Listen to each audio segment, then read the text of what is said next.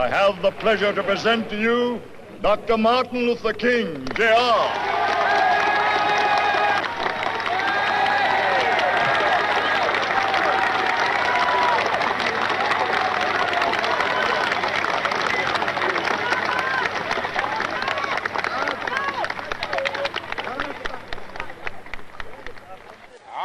Happy to join with you today in what will go down in history as the greatest demonstration for freedom in the history of our nation.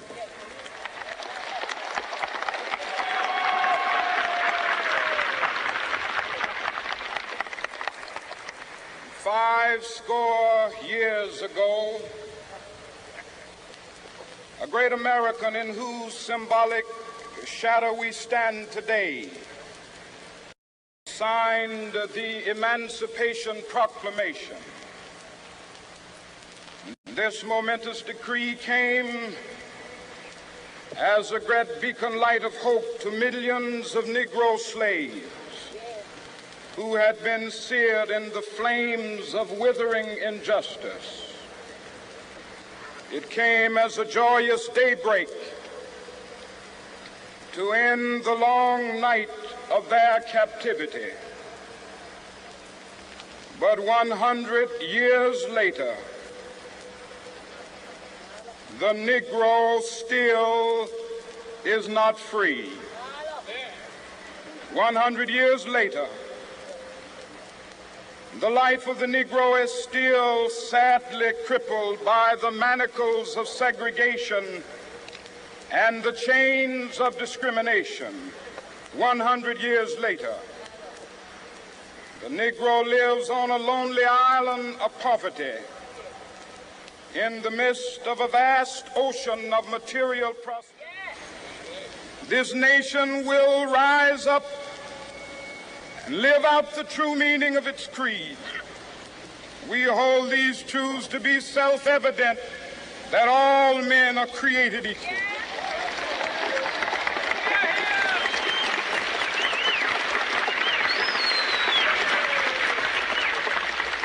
I have a dream that one day on the red hills of Georgia, the sons of former slaves and the sons of former slave owners will be able to sit down together at the table of brotherhood. I have a dream that one day,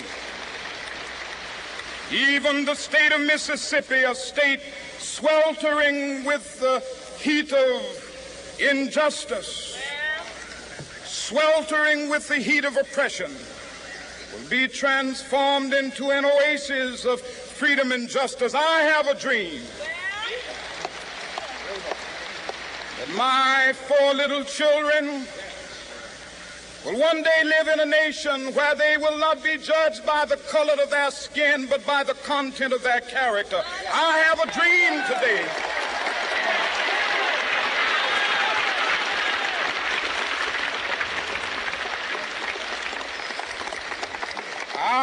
a dream that one day down in Alabama, with its vicious racists, with its governor having his lips dripping with the words of interposition and nullification, one day right there in Alabama, little black boys and black girls will be able to join hands with little white boys and white girls as sisters and brothers. I have a dream today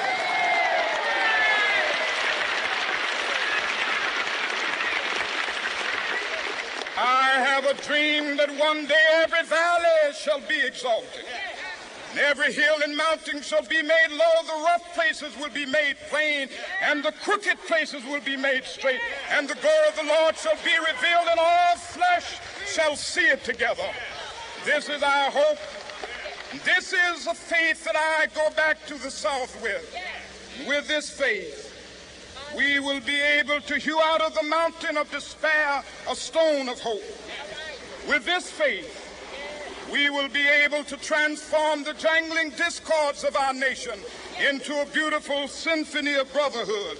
With this faith, We will be able to work together, to pray together, to struggle together, to go to jail together, to stand up for freedom together, knowing that we will be free one day. This will be the day. This will be the day when all of God's children will be able to sing with new meaning, "My country, tears of thee. Sweet land of liberty, of thee I sing. Land where my fathers died, land of the pilgrim's pride. From every mountainside, let freedom ring. And if America is to be a great nation, this must become true. And so let freedom ring.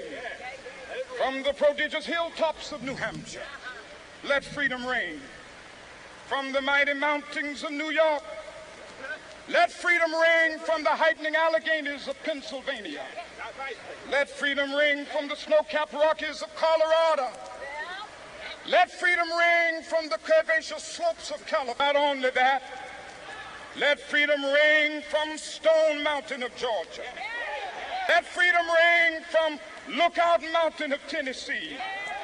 Let freedom ring from every hill and molehill of Mississippi, from every mountainside.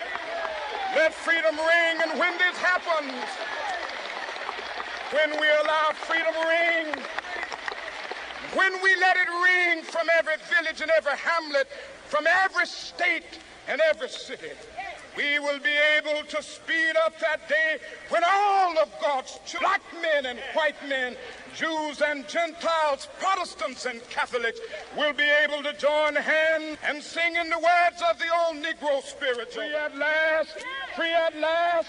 Thank God Almighty, we are free at last.